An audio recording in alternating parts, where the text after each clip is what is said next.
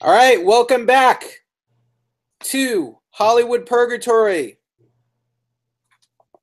Jay, Jeffrey, Yeah, as well. it is Sunday, August 27th, and that means it is time for Game of Thrones. Jay and Jeffrey are going to recap it. Ha ha ha ha ha ha ha ha. A Song of Ice and Fire. All right, we finally got through to it. We made it to the end of it. That's season 7 of Game of Thrones. It's in the books, Jay. Wow, what a season finale. We just got done watching it. The world has been watching it. People's boxes, computers, their cell phones are probably heating up because of all this heat. It may be winter in Westeros, but on some boats, it is getting down. It is getting funky. Let's get this review started. There's a lot that happened this episode. A lot happened. Just about as much happened in this finale as any other episode ever, maybe in the history of this series. And it was like a feature length. We got like 120 minutes of content, basically, in this episode. This was like a longer than average finale. They really went all out here. So I think it was 80 minutes, but it was still good, yeah. All right, so let's get started. We start things off. We're at King's Landing. We have the Unsullied, the Dothraki are all marching on King's Landing. The Lannisters' forces, Jaime are there. Bronn is there. They're they have 500 barrels of hot oil. Bronn's like, get 500 more. Just in case, We have the standing armies of the Lannisters of King's Landing, the Iron Throne, versus Daenerys Targaryen. Her army is there, but they're not there to fight. Why are they there, Jay? Why do we have these two forces who have been colliding at each other for 6 years? They're all at King's Landing and they don't fight. Why are they not fighting? They're not fighting because Jon, Daenerys, Cersei, and eventually Jaime and Tyrion all go to this old Colosseum to try to talk peace. What is the old Colosseum called? I don't remember. It is the Dragon Pit. This Dragon Pit, this is where the Targaryens, when they were in power for centuries, kept the dragons that they had tamed. And eventually, this is where the dragons sort of just declined and died out. And this is where they met to have their little conference. We had a conference between Daenerys and her followers, her peerage, and Queen Cersei and the Iron Throne. It was also cool. We got to see some more reunions. We got to see some people see each other that hadn't seen each other for a while. So that was kind of cool. Something that's been really big this season is reunions. And there was this scene that was no different. Like Jon had seen, Tyrion again, and he had met Tyrion earlier this season. True, but Brianna saw the Hound again, and actually the Hound saw his brother again. So there was all these reunions that, some people hadn't seen each other for a while, and even they were exactly happy to see each other. Clegane Bowl, not quite Clegane Bowl, but that was the meme that people have been throwing around. Like at some point, the Cleganes are going to have it out. Clegane Bowl. Have you heard this? Have you heard about this? I have not, no. So the idea is that, you know how when Jon Snow went at it with Ramsay Bolton, they called it Bastard Bowl, right? Because they're both the bastards. Yes. Well, not anymore for Jon, but we'll get to that later. This is a spoiler discussion. Spoiler alert. We are going to have spoilers here, so if you're listening to this now and you're worried about spoilers, we are going to talk about spoilers. It's in the heading. You only have yourself to blame. Okay, so if the Cleganes fight the fans, the meme is Clegane Bowl. But yes, Sandor, Gregor finally meet face to face again, and the Hound is like, "I'm coming for you, brother." He says he's coming for him. That would be poetic justice. But Brienne and the Hound, even though the last time they met, Brienne basically almost killed him, they seem to be getting along quite well. They did, yeah. It was a pretty good conversation. Just like when I think it was it was John and the one guy that was with Jamie. They actually were kind of pretty civil too, for the fact that they didn't really like each other much either. He was the knight who taught Jamie how to do the sword again when he lost his hand. I can't remember his name off the top of my head, but there was another kind of like, you thought it was going to be really rough, and it wasn't. They were actually kind of like, hey, you know what? Good to see you again. Yeah, I guess it's good to see you again, too. And I think he was the same way with Tyrion, so it was kind of cool to see that already again, too. Has the Hound completed his transition? Is he a full-blown hero now? What do you think? I wouldn't say so. He still is someone who really, in the end of the day, just cares about himself, but he's realized, at least right now, that he has to be part of something greater because all of Westeros is in danger, not just the North.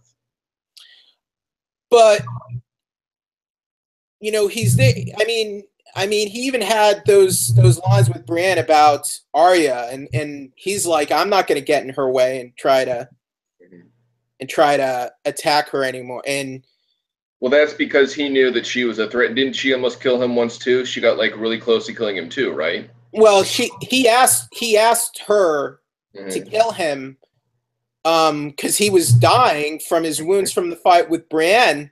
And the Hound was on her list, and you know, the Hound was sort of an anti-hero at that point.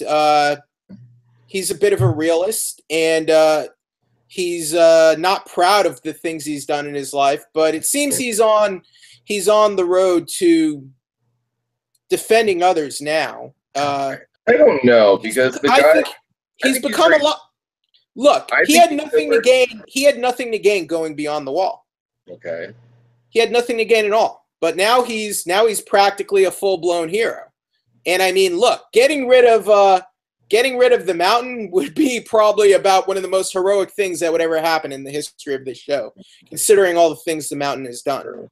But I think that the Hound is kind of like the right-hand friend of Jamie. I can't remember his name again, but like that one guy who just cares about, Bronn. Sir Bronn. Fine, Sir Bronn. I think the Hound is similar to Sir Bronn. They're both people that realize, okay, right now we kind of have to be a part of this something greater, but in the end, they only care about themselves. So I don't know if I'd call them heroes per se because of that. They've done a heroic thing, but they're doing it because, like, well, if we don't, you know, we're going to be dead. Okay. So we have the Hound meeting Brienne again. We have the Hound meeting his brother, the Mountain, again. He's like, just you wait, brother. I'm going to be coming for you later on. We have Cersei not attacking, coming to the Dragon Pit to greet Daenerys' followers. Daenerys isn't there yet. She travels on her own with her 2 remaining dragons, because remember, she lost Viserion in the last episode to the White Walkers and the Night King. She comes dragging on down just to know that, well, no matter what happens, Cersei taking up arms in the conference wouldn't be good for anybody. So it was a nice display of strength on Daenerys' part, and this is the first ever meeting between Daenerys and Queen Cersei in the show's history. How did you like getting to see Daenerys and Cersei meet for the first time? Pretty interesting. It's been a long time coming. Like, it's kind of been known it was going to happen eventually, like sometime toward the end of this season, but it definitely was different than I predicted it to be. So I enjoyed how it happened, and it was like, and Cersei was really someplace she's like, all right, I really don't like you. I still want to kill you, but I'm willing to hear what you have to say because my brother is saying this is important. You need to hear this. So it shows that she still trusts Jamie enough to be like, okay, I'll listen to what you have to say because my brother said you need to hear this. All right. So, a lot of first-time meetings this season too. I mean, we had Jon and Daenerys meeting for the first time as well this season, and then I mean, we had Theon was there. Euron was also there. I mean, Euron is in service to Queen Cersei, and he threatened Theon at first to have him bend the knee or he'll kill Yara. Yara is his niece, Theon's older or younger sister, still his prisoner, and Queen Cersei's like Queen Cersei brought him to heel pretty quickly. Mm-hmm. Pretty much. So we have all of that, and then finally the Hound comes in and he brings them the shocking truth, the truth of the army of the dead. Mm-hmm. They managed to capture a white hostage, and they took it and they threw it in front of Cersei. Mm-hmm. Jon Snow, who is all business, demonstrates that this white cannot be killed by conventional means. And Mm-hmm. look, it's valuable intel to tell them how you kill these enemies. You use fire, or you use dragon glass. That's it. Mm-hmm. Those are the only Mm-hmm. weaknesses they have. So they showed them that, and it frightened. It clearly got to Cersei. Mm-hmm. Euron's Mm-hmm. just like, I'm out. I'm going back to the Iron Islands because they can't swim. Yeah, he's like, screw you guys. I'm going home. To hell with this. Yep. White Walkers are where I draw the line. Yep. He did. He pulled an And I Eric love the Conn. reaction Screw to you guys. Jaime and I'm Cersei. going back to the Iron Islands. Go ahead. And I love like the reaction of Cersei and Jaime are both like, holy shit. It's like, Jesus Christ. Like they weren't expecting that. This is these characters have been selfish, conniving, cunning. They've backstabbed each other. They've been at each other's throats for 6 seasons. They've schemed against everybody. They've family against family, and all of that suddenly changes with this revelation that none of all the death we have dealt against each other, all of the horrible things we've done to one another, all of this pales in comparison to the fact that we all face an army of the dead who doesn't give a flying F about our little petty squabble for the Iron Throne. We talk about next, though, where it still doesn't turn Cersei, though. She's still like, I'm still going to say screw you guys and helping you out because screw you guys. I'm going back to the castle. Well, hold on. First, she is so frightened by the prospect of this army of the dead, she extends the truce. However, her condition for the truce is that the king in the north stays in the north and does not march with the armies of Daenerys. And Jon, who's like, I'm only going to be Honest Abe or Honest John at this point, he's like, well, I've already technically bent the knee to Daenerys, so sorry, Cersei. So Honorable Jon Snow pretty much kills the whole conference by saying, I can't promise I won't march out of the north because, I'm in service to Queen Daenerys. And that apparently upset Cersei enough to prematurely end the conference. So, and everyone's then ticked at Jon because you guys, sometimes, look, it's politics.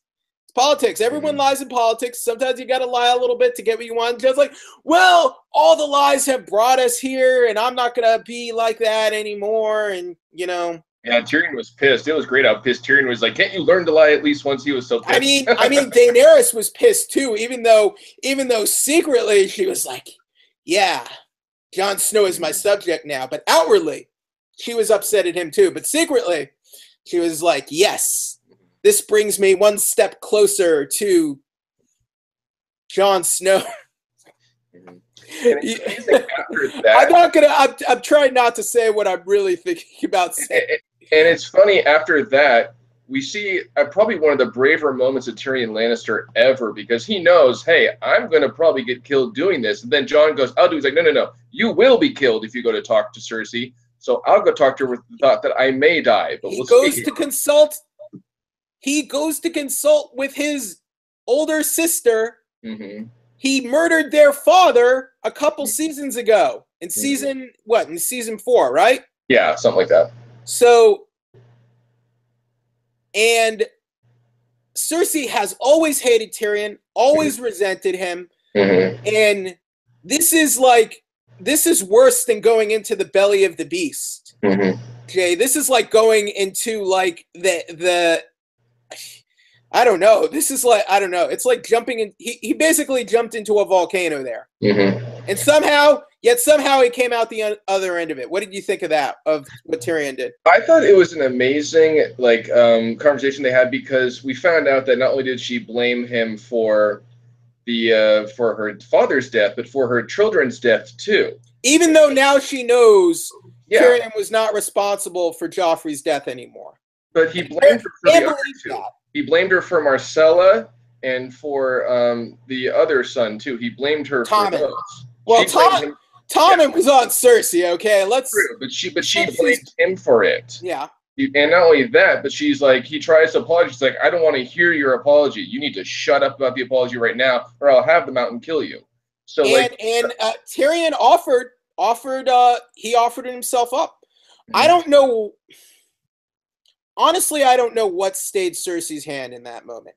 And honestly, I just think, knowing what we know about the rest of the episode, I think Cersei, in her own way, thought about, I can just get rid of him now. But I think the reason she allowed Tyrion to live in that moment is because she's playing the long game. And if she did kill Daenerys' hand at that moment, it probably wouldn't have been good. It probably wouldn't have been good for her situation right there. But it was a great scene, though, because it was a great scene. Because there's a moment where you're like, well, wait, is Tyrion going to even walk out of here alive, or is he dead? No, I mean, okay, well, and then when he walks back, you're like, okay, Tyrion's walking back. But Clegane had sword in hand, and Cersei was thinking about it. But I think my theory is, if you can even have theories about this show anymore, I think Cersei was just like, I'll let him off just this once, because it serves my long-term interest now if I let him walk out of here alive. What do you think about that theory? Well, it might be true, but then again, it's hard to say with Cersei, because I'm definitely going to say that Cersei's becoming the Mad Queen. She just is. That's the reality. Okay, but all right. So if you believe that, do you think she really felt any mercy at all for Tyrion? No, she doesn't. She just knows that. She just knew at that moment wasn't the moment to have him killed. She knew. Yes, that's what I'm saying. That's exactly what I'm saying. So you agree? But it doesn't mean that, like, I don't know. It's that's what I'm saying. She didn't want to.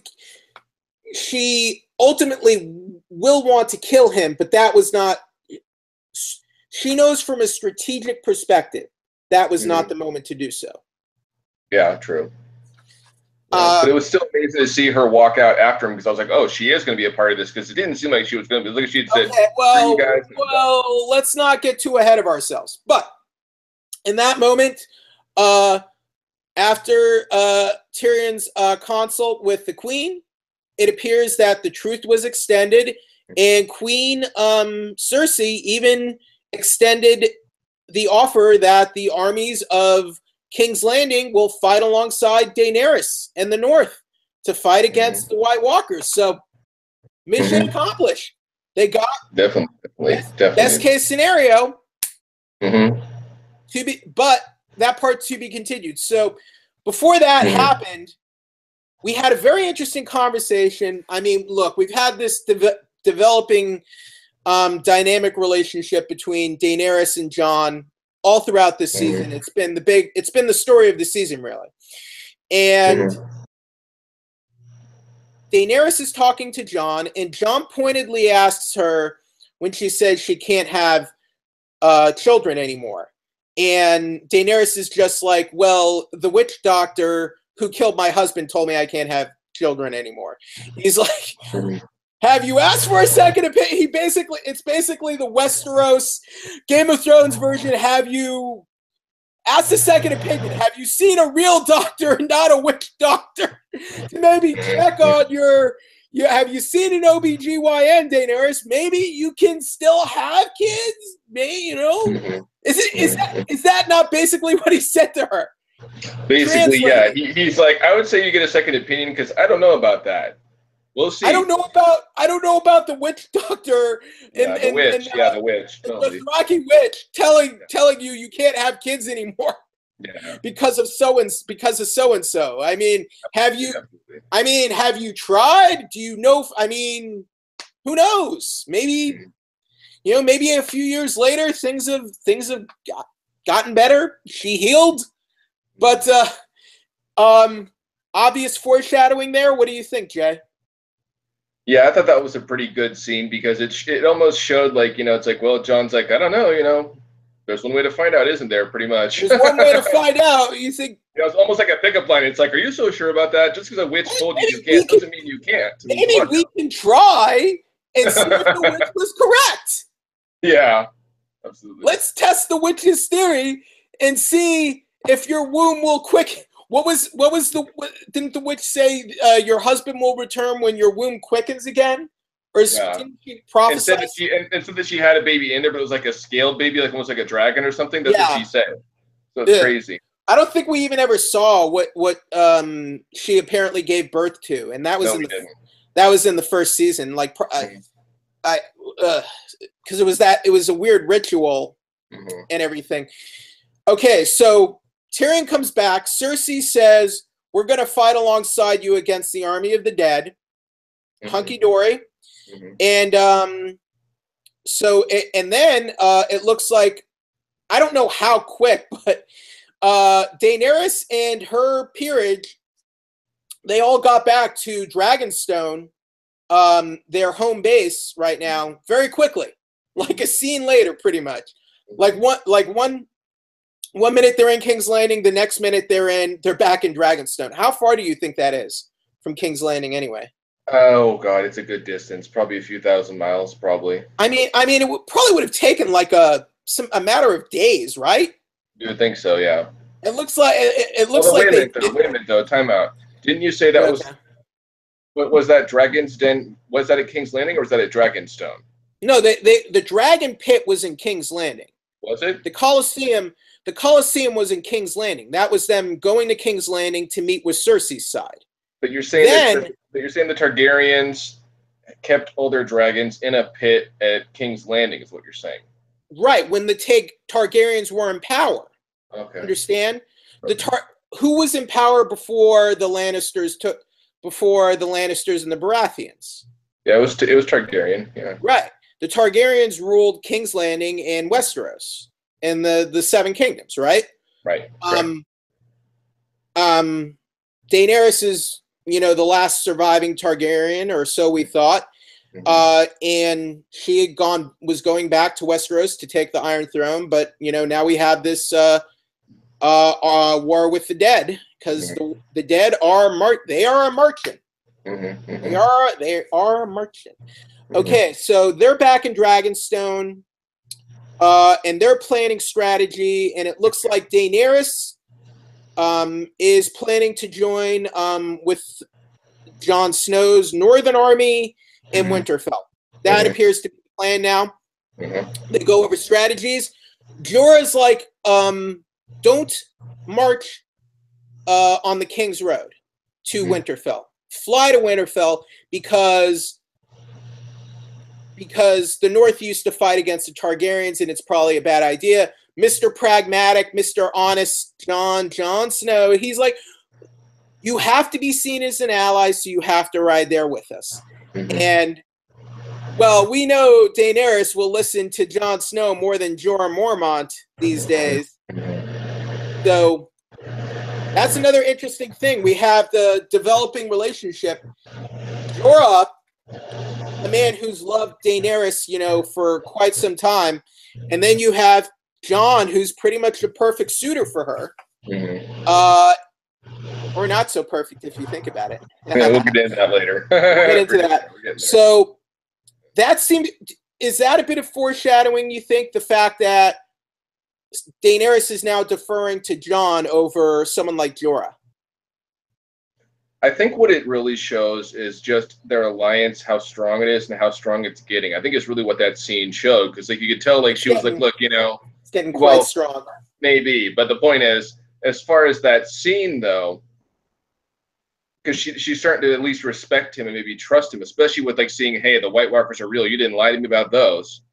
So she is going to trust him more now, because she's like, hey, you proved to me, you went to pretty much almost die to prove to me that, hey, these things are real and I need your help. So I think her trust for him is growing. Now, back in King's Landing, we're back in King's Landing, and Cersei reveals that everything she had been doing for the last half hour or so was all just a charade. Mm-hmm. Her plan, her so-called pledge to have her armies march to the north to fight with the Northern Army and Daenerys' army was a lie, and she's willing to let them just fight it out and hopefully kill each other off. Even though she's frightened to death of the White Walkers, she believes her enemies will just kill each other, and that'll be it. Jaime is trying to he is trying to convince Cersei that's not the right plan, and that this is an enemy they have to face together. They have to join with the Queen Daenerys in the north to fight the army of the dead, or they will die. Or even if the north will win against the army of the dead, and they betrayed them, well, that's not going to be good for them in the long term either. Cersei's not having any of it. So what do you make of Cersei just saying, just going to hell with the whole truce in the pledged alliance? What do you make of what Cersei's doing right now? Really, it didn't surprise me much because that's classic Cersei. She's like, she's someone where she's not going to be duplicitous. She's duplicitous. She's someone who she's like, so like when she said that, I was like, well, it's not smart of her to do that, but I'm not surprised because it's playing more into like, the thing of she's like, well, the thing I care about the most is, what's left of us. To hell with, the rest. I got to be honest. I think that's probably the best move. I think maybe for the North and Daenerys, because you can't trust Cersei anyway. True. She's still their enemy at the end of the day. Yeah, that's true. And maybe you do want to keep your enemies close, but we saw what the Boltons and the Freys did to the Starks, remember? Yeah, definitely. I think it's probably maybe better for them in the long run if Cersei doesn't march with them, even though they maybe need the numbers. Do they even have any wildfire left? I don't even think they do. I don't think so. I don't think they do. No, not at this point. If Cersei had the wildfire, I'm like, man, we need that wildfire. But unless she has some cache of wildfire hidden away there.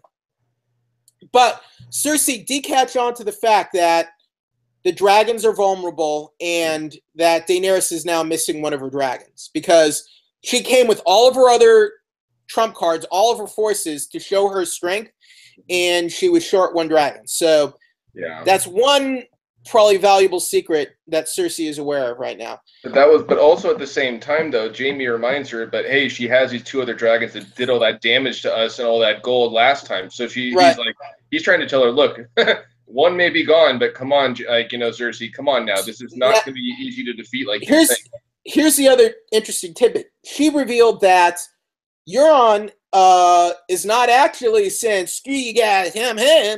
He's actually apparently going to Essos to get mercenaries from the Iron Bank. The Iron Bank apparently they're going to continue backing Cersei, and they're going to give her an army of mercenaries, elephants, and all sorts of stuff for the war with Daenerys in the north. So do you really think Euron could be trusted to ferry that army? I don't know. He's not too trustworthy either, so I don't know. That's hard to say. But I think that if he's paid enough, he'll do it. Because he didn't really seem keen on getting involved with those whites anyway. So true. Plus, if the Iron Bank were to really if they were really to come to the realization that there is an army of the dead, I don't think they're going to be of much help to Cersei anyway, quite frankly. Definitely. That's my feeling there. And I think Jaime is the only one who's really taking the situation seriously. And he wants to... He defied Cersei. Like, Jaime, what do you think of Jaime finally growing a spine and defying his sister? And I think it kind of, I think it showed that he saw the brevity of the situation, and he was like, "Hey, you may not keep your word, but I'm keeping mine." That's kind of what it was. It was kind of a nice moment to see him do that because he hasn't done has that much Jamie this season. Lannister cared about keeping his word, though? You know, other than He's maybe, he's other tried than to. maybe, other than his relationship with Brienne and helping her, you know, he's not really a good guy. Well, here's the thing. He doesn't hate Tyrion as much as Cersei does, though. He knows, hey, he's still my brother, and I still care about him. And he is honest in that part of, Lannisters pay their debts. He's really honest in that they all Do are. you want to hear my theory on how this ultimately ends? Sure. My theory is the way the whole Cersei Jamie thing ends. Since Cersei did let Jamie, ultimately she let him go here. And even though Cersei pledged her armies to Daenerys, basically admits she betrayed that truce. Jamie left, and apparently, I don't know where he's going to go exactly. Maybe he's going to join the Army of the North. But he went on his own. I don't know if he has loyalists who would follow him. So he defied her, but ultimately, I think here is what will happen. Okay. I think he will recognize that Cersei is becoming another Mad King. Mm-hmm. And what did Jamie do to the last Mad Dog King? What did he do? Yeah, he killed him. I know. What did he do, though? The king was a mad dog. And what do you do to mad dogs, Jay? You kill him. You put him down. You put him down.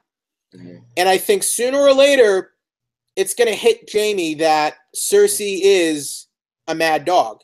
Yeah. And who would be... I agree full-heartedly. I think that's going to happen eventually.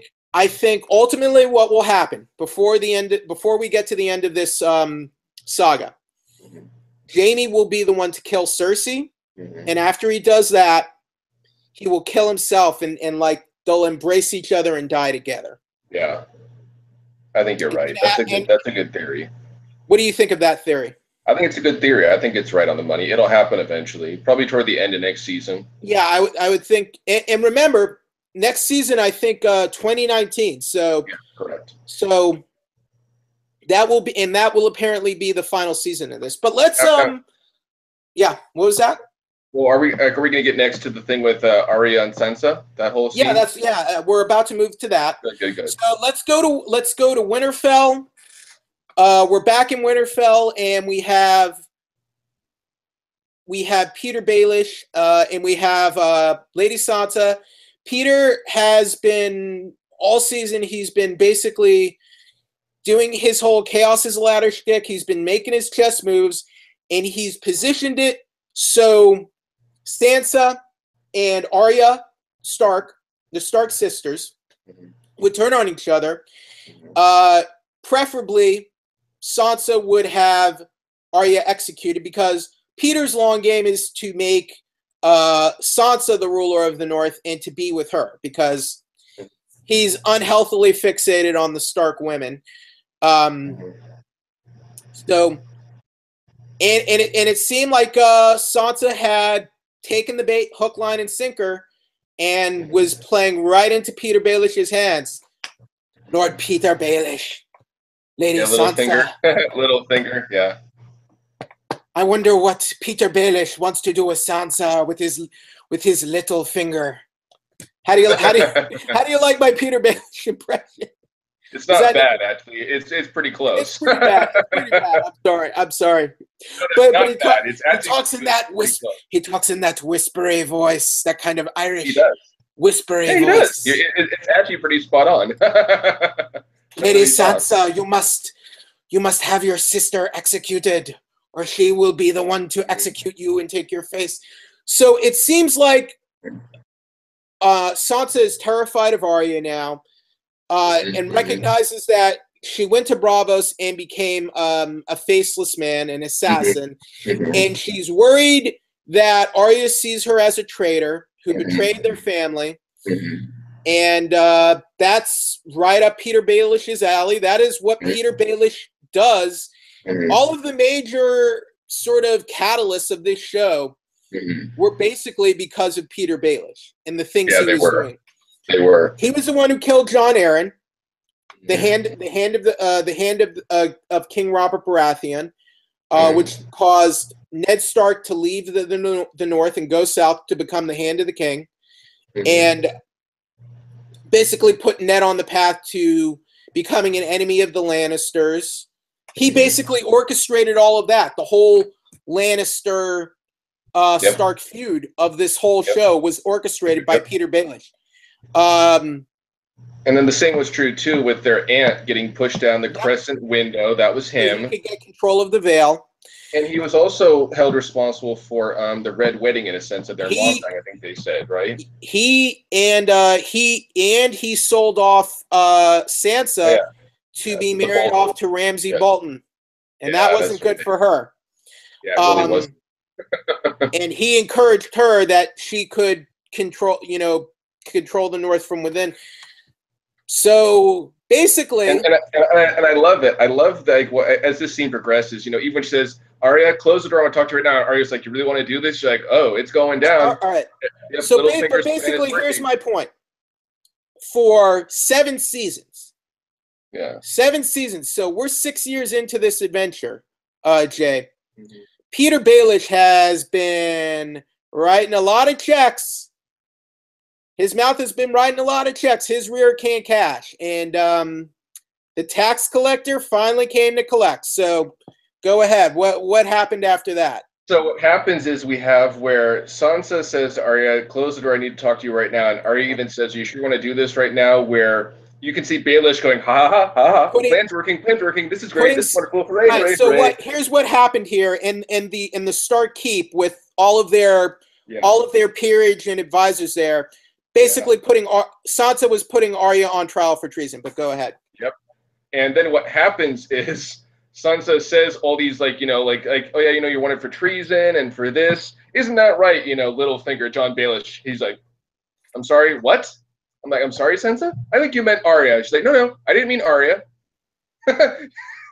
So I was like, yes, bravo, about time. You see, we got to give the Stark girls a little credit because they out Littlefingered. They Littlefingered. They really did.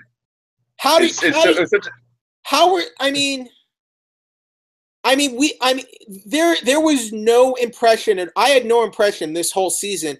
Well, I mean, I knew that Sansa seemed to be aware that she couldn't completely trust Littlefinger. Arya definitely didn't trust him, but it seemed like he was perfectly setting them up against each other, and they weren't aware of it. And they weren't really aware of that at all. But apparently, I can only assume they were aware of that the whole time.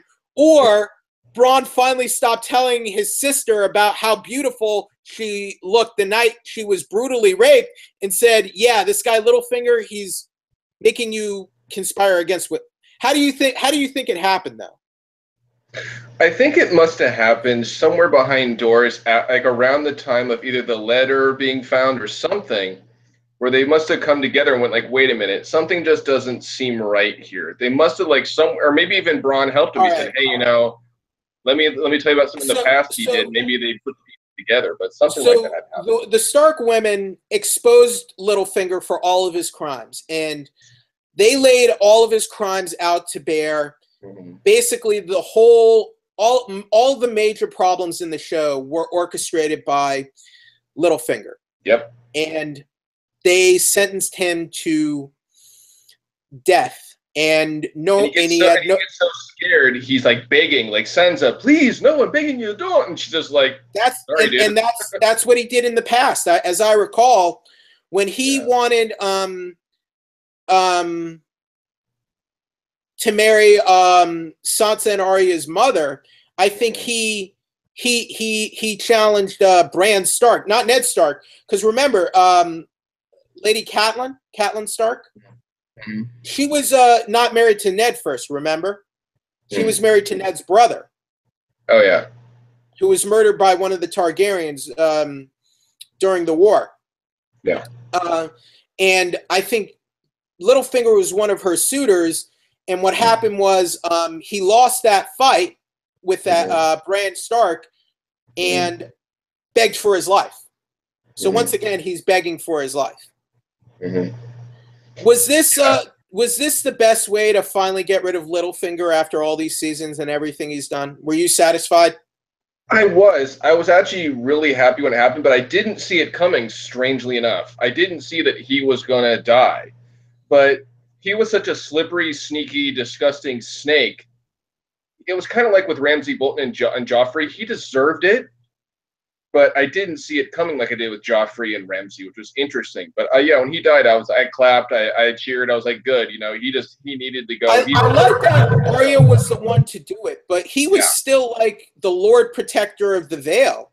Yes. And I guess if I have one criticism, it seemed like they were able to expose him rather conveniently.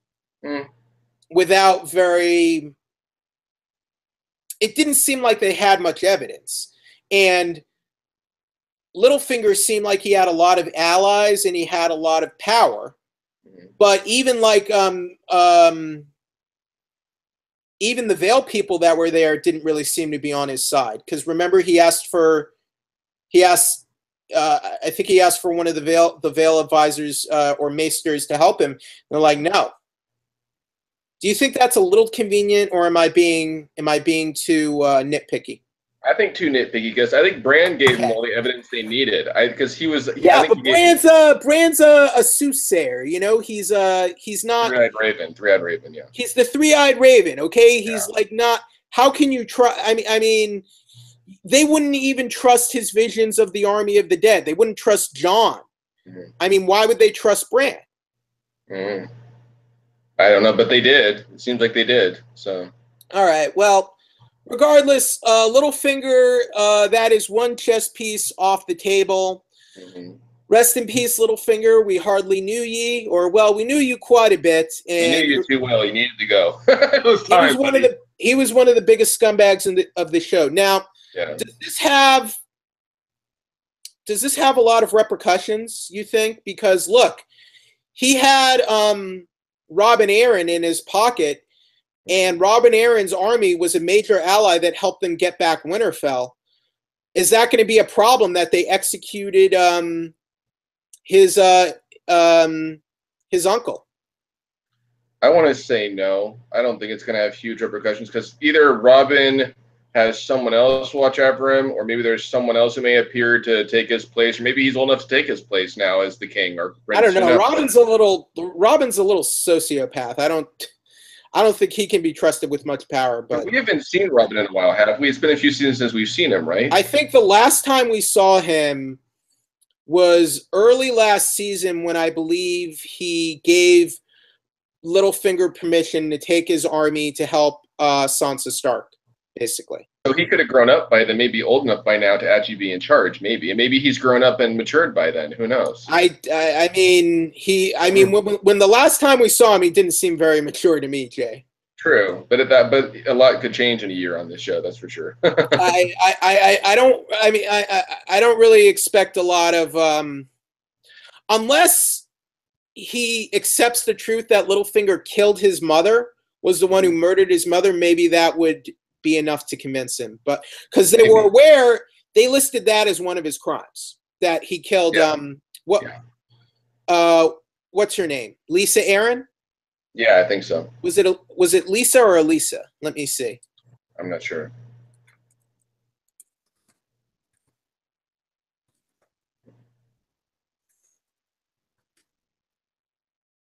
Yeah, Lisa Arryn.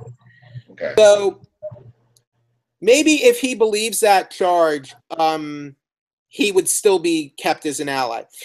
So we finally have a nice little scene between the Stark girls. We have Arya and Sansa, and they trust each other again. They're allies again.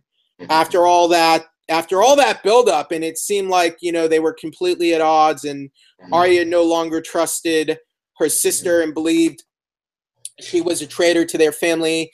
Now they trust one another and they're allies again. What do you think of that?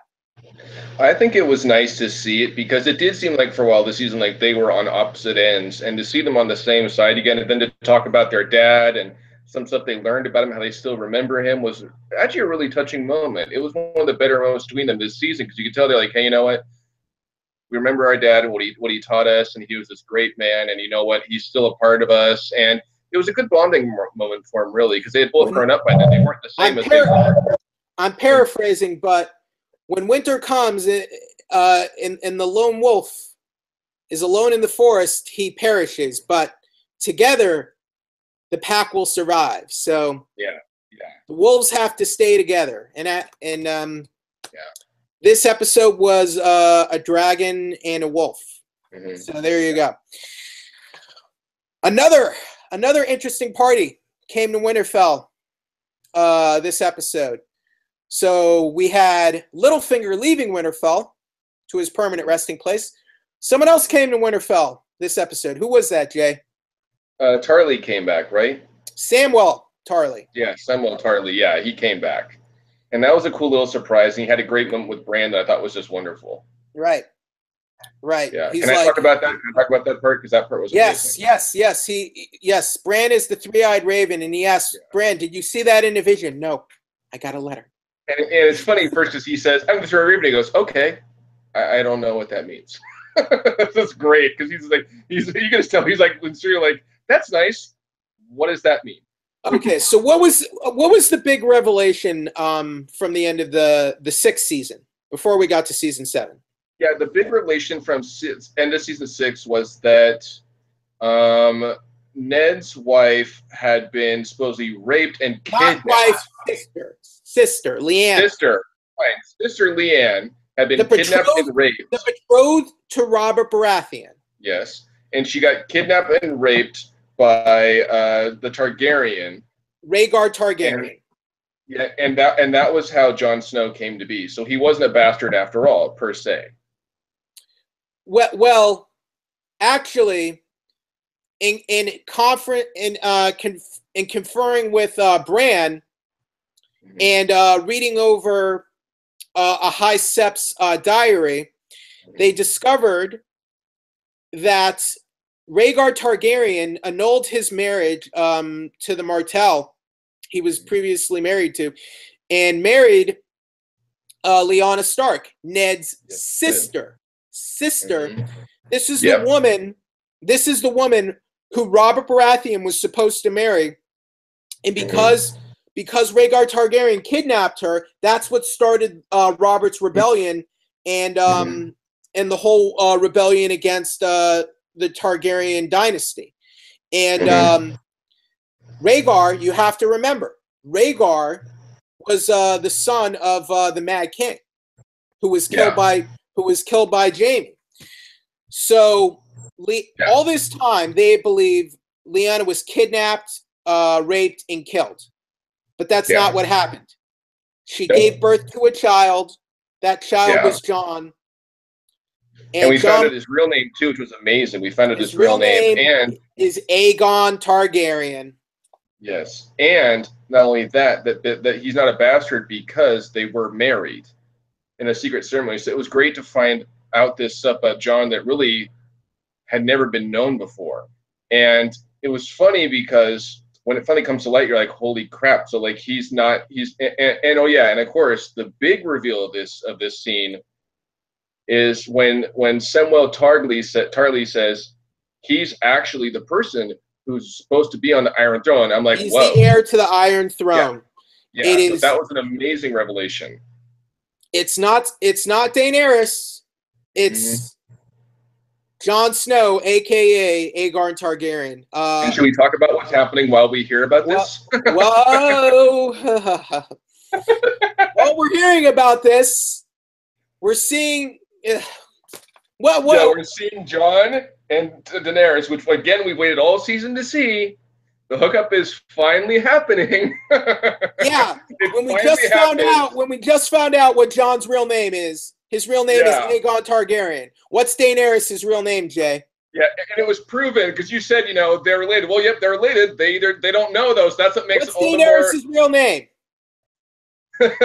What's Daenerys' last name? What is it? Yeah, Targaryen. I know. What's Jon's real name? Targaryen. Yeah. What does that mean? What does that mean? I know.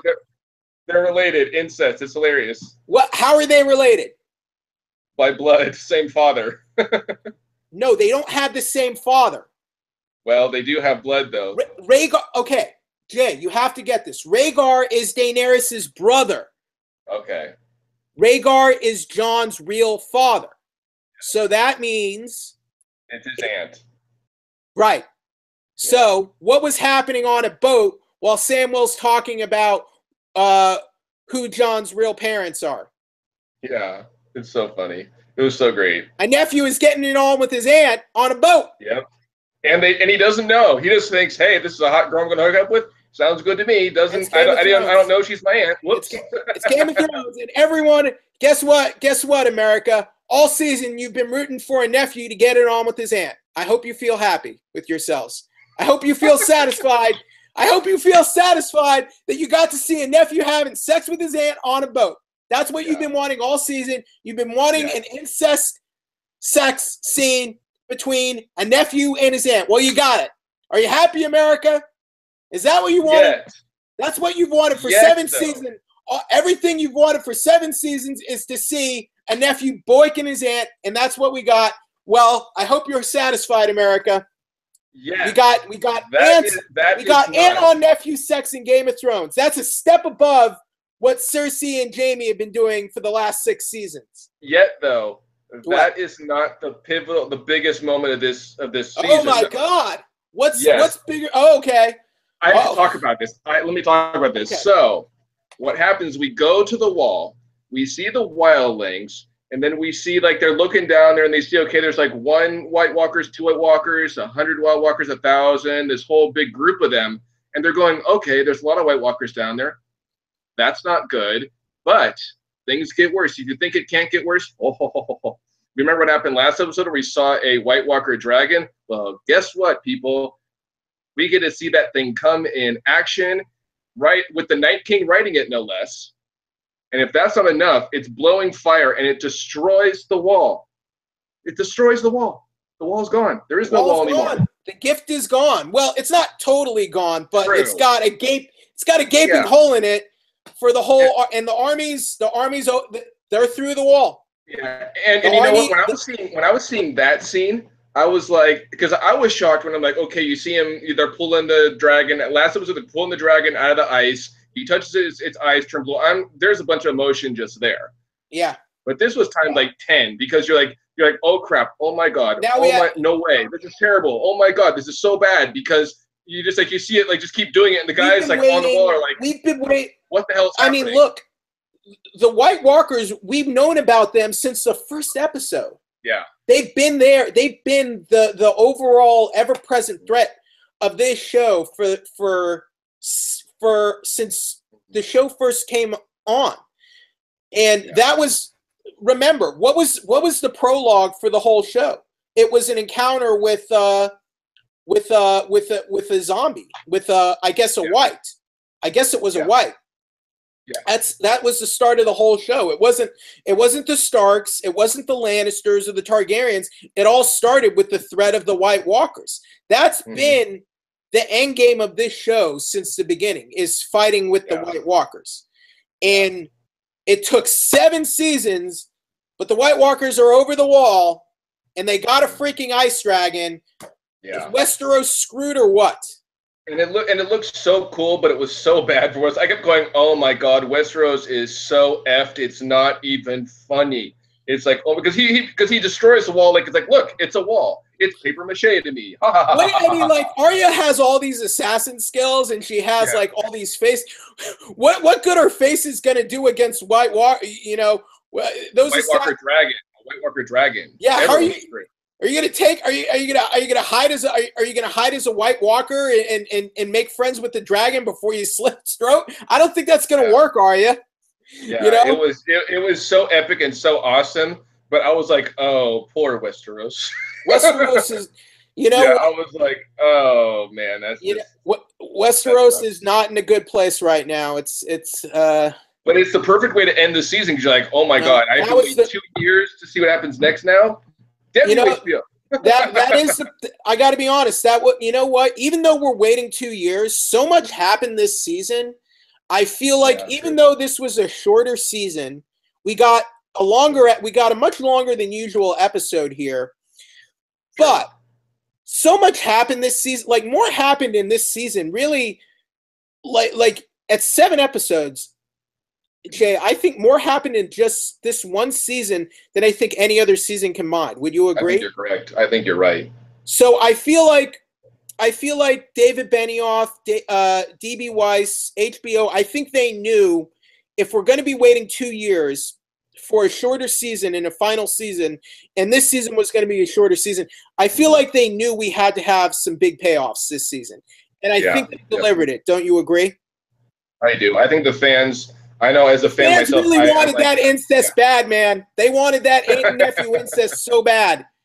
But it gave them things too they didn't know they wanted. Like they didn't know they wanted to see a White Walker dragon, and now guess what? You got it. You got it in spades. apparently, this is the ice dragon has been referenced in the books. Actually, oh, wow. Apparently, I've read articles. I haven't read. I got to be honest. I'm a bit of a novice where the books are concerned. I haven't read them, but apparently, like I've read articles that there are passages in the books where they talk about ice dragons. Actually, wow. So that's very, like there were legend, like the White Walkers are legends. Apparently, there are legends about ice dragons. There are some vague, brief mentions about ice dragons in the books.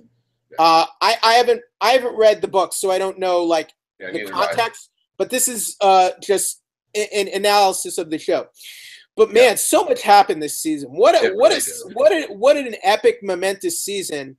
And what an epic way to end it too. Such an epic way to end it. Epic way to end it. So I feel like even though fans have to wait 2 years, I guess this was enough to tide them over because again, so much happened in this season alone. We had all the reunions we had this season and all the first time meetings we had this season. And of course, the incest sex between Jon and Daenerys, which people wanted so bad. They really wanted that. They really wanted that scene. Again, we've had Jaime and Cersei forever, so it's not like incest is new to this show. I mean, no, it's not. No, it's not. But I mean, but the thing is, Jaime and Cersei are. I mean, like they're not good. They're not good guys. They're not like Jon is like the hero of the show now. Daenerys is like sort of she's seen as a heroine by many fans. So it's interesting. Yeah, it is. Now now that we've gone over the whole thing, here's what I want to put forth to you. There have been some criticisms this season by writers online who have criticized this season in saying the show has become more of a conventional fantasy tale of the type that it was trying to subvert beforehand. Do you think that's the case? Is this show becoming too traditional, too conventional with this latest season? I wouldn't say so, no. I would say the opposite has happened because it gave things fans wanted and more. And but is that good? Is that good though? Is it good? Is it good to give fans what they want instead of what's right for the story? Well, didn't the two kind of converge together? I think they did. Okay. What happened was it was right for the story. I think that comes down to opinion at the end of the day. I think so. Yeah, you might be right. Sounds right. I would say it seems this season seems a little more traditional in the sense that you have characters playing more traditional roles and more here's my problem with Game of Thrones. Well, one is the progression. Progression on certain things took a long time. I mean, like, they built up the White Walkers so long, and only now they're through the wall. They're only through the wall now, and that took 7 seasons. Mm-hmm. And the progression with the White Walkers was very slow. But, I mean, at least things are happening there now.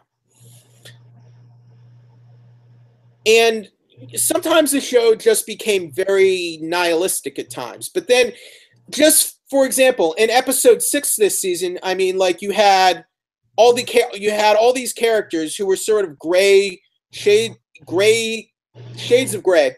They're all working together. We're working together for a common purpose, and we're doing it, to save people and save lives and save the innocent. And to me, that's sort of unlike the way the show has been. Look, the Hound is a much more heroic character now. He's gone You know Dragon Ball? Do you ever watch Dragon Ball? No. He's basically like Vegeta from Dragon Ball now.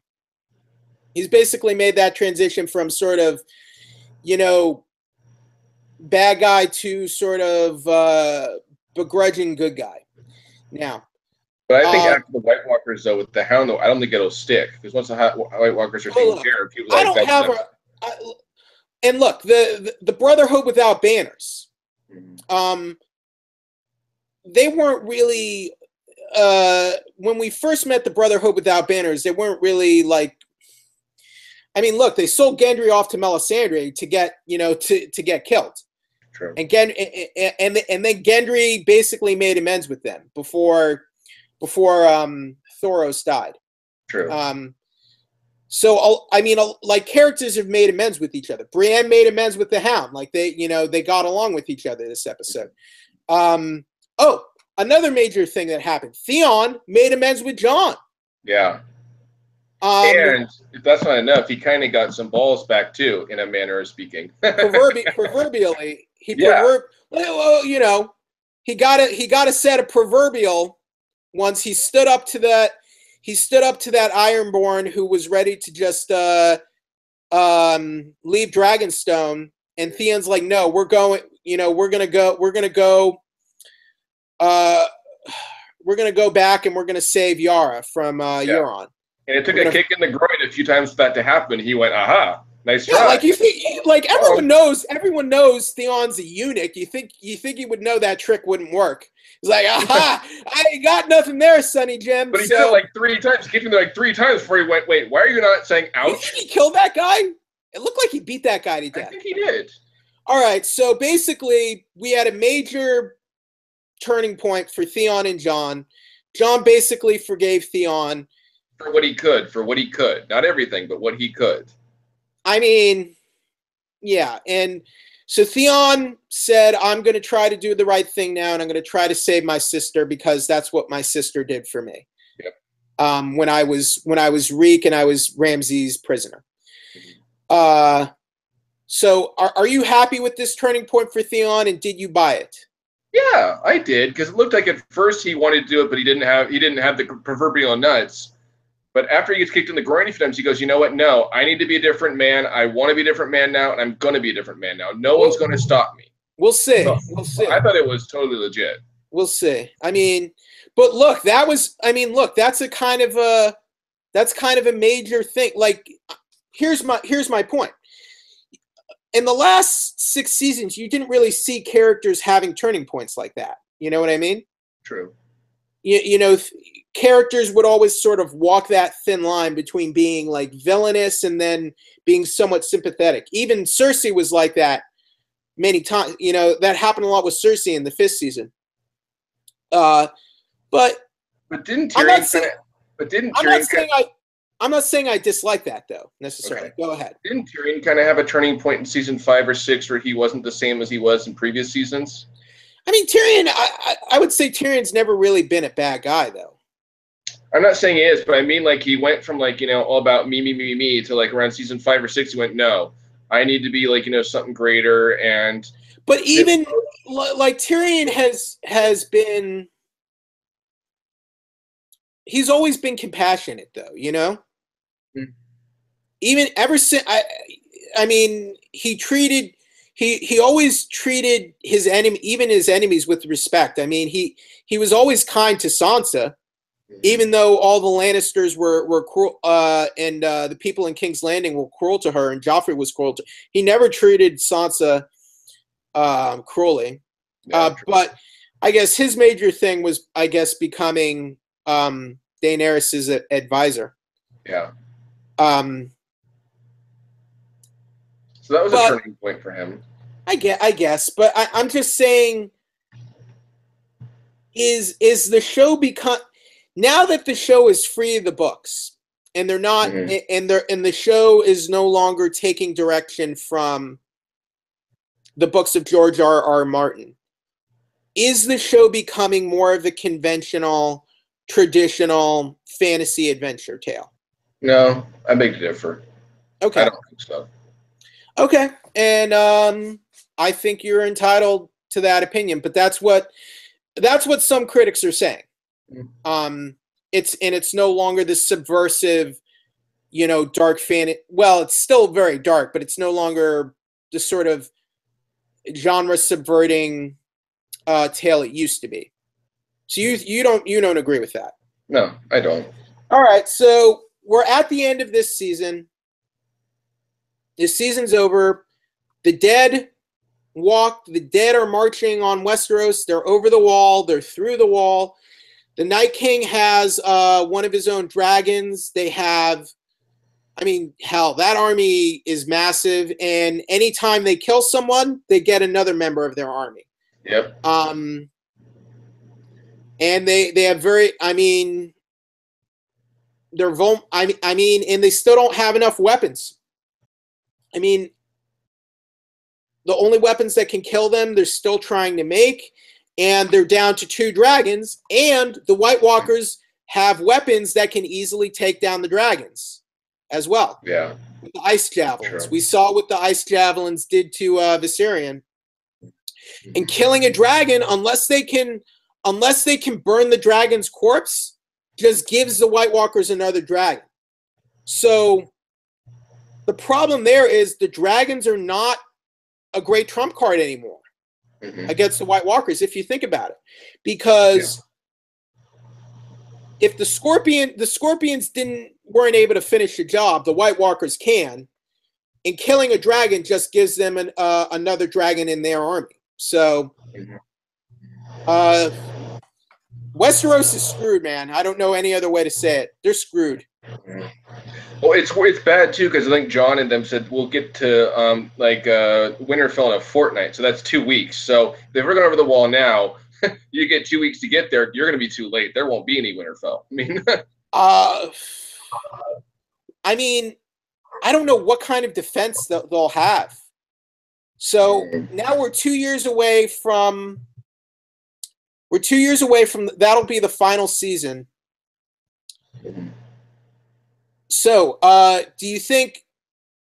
So Cersei is pregnant with a child. Do you think the union of Jon Snow, aka Aegon Targaryen, and Daenerys Targaryen will yield an incest baby? Are they going to create? Probably. Have they created an incest baby? Probably. They don't know. They probably have. The thing is, Jon and Daenerys had that conversation earlier, and I kind of feel like having that conversation that has to be for a reason, right? Like the writers like the reason they said, like, why else would Jon ask if that's really true unless, Daenerys is going to have a child again? You know what I mean? Yeah, definitely. I kind of feel guys like Benioff and Weiss, they don't put lines like that in, haphazardly. I would have to think. Yeah. Do you think I'm on the right track there? Yeah, I do. I think you're right on the money. I do. So what is there anything else we haven't gone over yet for this finale? Nope, I don't think so. I think we covered it all. All right, so we're at the finale. Where does this season rank for you in terms of the 7 seasons of Game of Thrones? I'd say the best one yet. It really was. Even if it was shorter, so much happened. I think it was the best season yet. And I guess, what do you want out of the next season? Well, with the next season, I definitely want to see.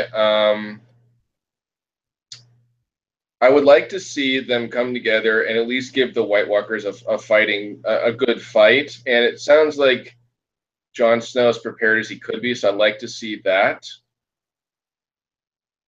Do you think it will cause strife in the North that Jon has pledged his loyalty to Daenerys and he bent the knee? He bent a lot more than the knee. That's true. Bent a lot more than the knee to Daenerys, but he has bent the knee. I don't know if it would. It's hard to say. I don't know if it would have. I think some people won't like it, but there'd be some that don't understand. I think Jon would just have to be like, an army of the dead is coming for us. Shut the hell up. This is. I think someone won't like it, but I think Sansa will understand. And now Sam and Bran are both aware of the true lineage of Jon Snow. Mhm. They know he's a Targaryen. Mhm. That information is an atomic bombshell. Yep. Do they tell him? I think that Sam will eventually, because he can't keep a secret from Jon. He treats him like a brother, and he can't lie to him. So he's going to spill the beans eventually. If Jon Snow were to get that information from Sam and Bran, Mm-hmm. and if he believes it, Mm-hmm. what do you think Jon does with that information? He'll definitely what would a guy like Jon do with that information? He'll definitely be shocked, but I don't know. He'll definitely be shocked, but I don't know if he'll let it stop them. I don't know if he will. I don't know how Jon would deal with a secret like that. Mm. I mean, I'm sure he would be somewhat shocked to know that, dude, I just did the hibbity bibbity and possibly knocked up my genetic biological aunt, which, you know, that might be okay for the Lannisters and Targaryens, but they didn't do much interbreeding, I think, with the Stark clan. You know what I mean? I do, but I think he'll be more shocked that, oh my God, Ned Stark is not my father. Like I thought he was all this time. Like before he died, he said, one day we'll talk about your mom. So he still believed all this time that Ned Stark was his dad. Right. And he didn't know. So finding out that, hey, your dad isn't who you thought it was, and you're not a bastard. I think that, by the way, you're also a Targaryen. I feel like he would try to almost maintain the illusion. Because, well, I feel like if that secret were to get out, it could be catastrophic. Mm-hmm. It could be catastrophic because his ally, who he's pledged loyalty to, is a Targaryen. Who he's basically trying to install her on the Iron Throne by pledging loyalty to her. Mm-hmm. And he's also the king in the north. Mm-hmm. And would Northerners accept a Targaryen as their king like that and find out he was not in fact a bastard, but a highborn Targaryen who took on the name of his father, Rhaegar? You know, it's hard to know that the Northerners would accept that truth, you know? Yeah, it's hard to say. It is people hard to say. Look, some people will, are most probably won't. People are people. Yeah. Some might accept it, but not many. Only a handful would. I feel like Jon's family would believe in it and accept it. Mm-hmm. And because look, I feel like Sansa understood, like she understood that all the bad things that happened in the show were really because of Littlefinger's conspiracies. Mm-hmm. She understands that now. But I feel like, I don't know. it'll be interesting. I don't know how they wrap that up in however many episodes for the eighth season. Yeah. But Jon's true lineage is quite the bombshell. So it'll be interesting to see how they deal with it. I think Sansa will accept it, but Arya maybe not so much. Would Daenerys accept it? Well, that's a good question. Probably. I don't know. We'll see, won't we? She believes the Iron Throne is her birthright now. She believes that it's hers. Mm-hmm. And Jon's claim technically overtakes her own. Yeah. Due to his, and would she accept that she had sex with her genetic nephew? And not just that, but her brother, who wasn't too nice to her in the game, tried to sell her off to Dothraki, you know, is the one who brought him into the world. It's like her brother, who really was kind of a dick, is the one that brought Jon into the world. No, it wasn't that guy. Ned. Those were two different people. I thought her brother was, because you said her brother was the son of the Iron. Two brothers. Rhaegar died. Rhaegar died at the hands of Robert Baratheon during the rebellion. Okay. Viserion, the one who sold her off to Khal Drogo, the Dothraki horse king. That was I think Viserys. Hold on. Okay.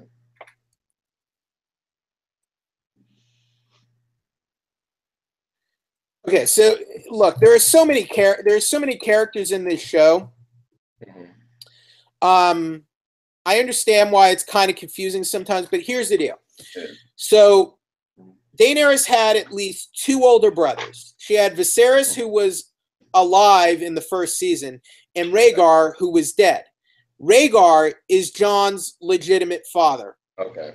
Lyanna Stark, Ned Stark's sister, is Jon's real mother. It was supposed to be with Baratheon, Robert Baratheon, right? Correct. Okay. But they were, instead of a kidnapping, it was a forbidden love. It was a Romeo and Juliet love affair, basically. They had a legitimate marriage that sired Jon, and then Rhaegar, after the Baratheons and the Starks rebelled against the Targaryen dynasty, the Iron Throne, Rhaegar was killed in that war.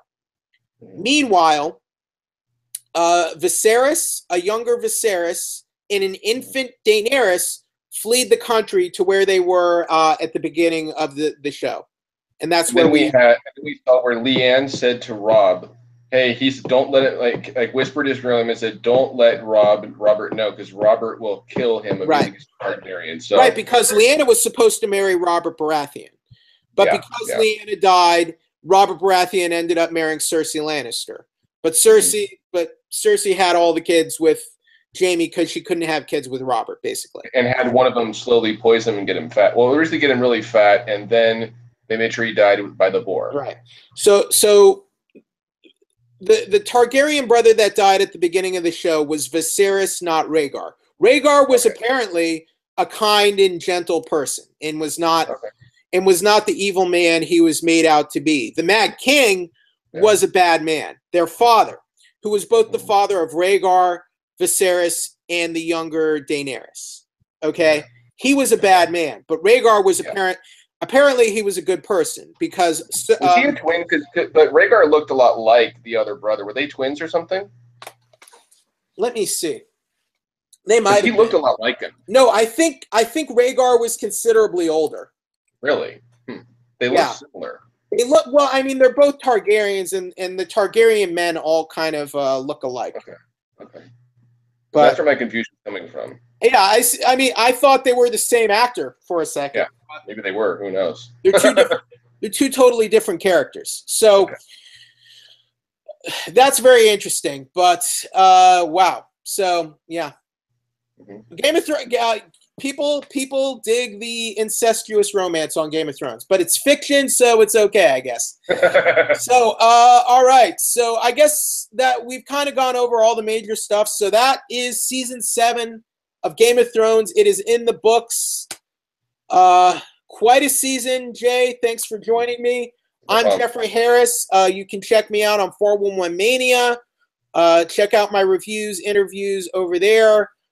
You are Jay Snook with the Good Men Project. Where can people check you out, Jay, and check out go in the arts and entertainment section of the Good Men Project. I'm in there. I have all my articles, reviews in there. And if you want to check out my reviews of this season of Game of Thrones, you can check out my Facebook. I've done Facebook Live videos of all of them, so check those out. So go to Facebook, look up JSNOOK. So that's it for this season of Game of Thrones. Da, da, da, da, da, da, da, da, da, da, da, da. Game of Thrones, a song of ice and fire. La la la la. Incest sex between Jon and Daenerys. Everyone loves it. Ha ha ha ha. So, all right. So I guess we'll be back. Provided the world still exists when season 8 comes back on, we should keep talking about it, right, Jay? Definitely. All right. Thanks for joining us tonight, everybody. Good journey.